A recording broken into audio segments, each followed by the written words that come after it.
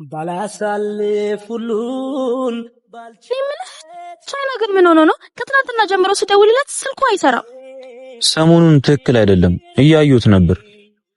አዎ እንደዛ ለፍላፊ እንዳልነበር በአንዴ ዝምተኛ ይሁን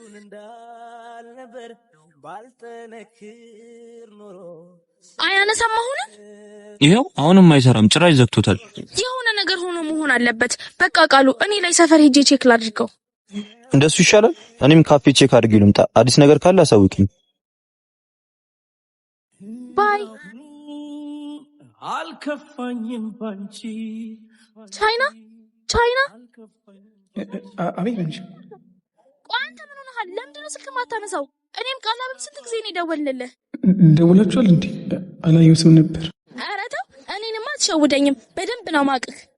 ኤኒዌይ ምንም ሳትሆን እንደዚህ እንደማትሆን አውቃለሁ። የተፈጠረ ችግር አለ? ኧረ ምንም አልሆንኩም። በምንሽ ቆይ አንተ ግን ከኛ የምትደብቀው ነገር አለ? ሰው ይጨነቃል ብለህ አታስብም? ጓደኝነት እንደዚህ ነው።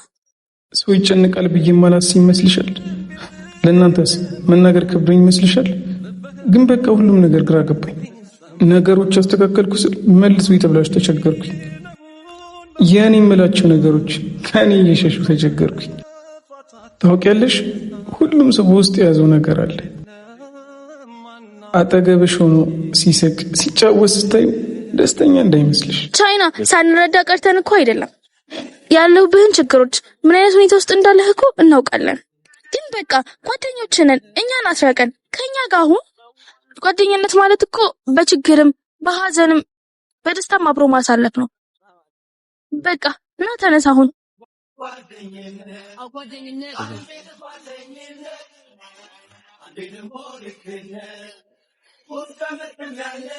ሁሉም ያለበት ባዘን ፈዘን መዘን ባስልክ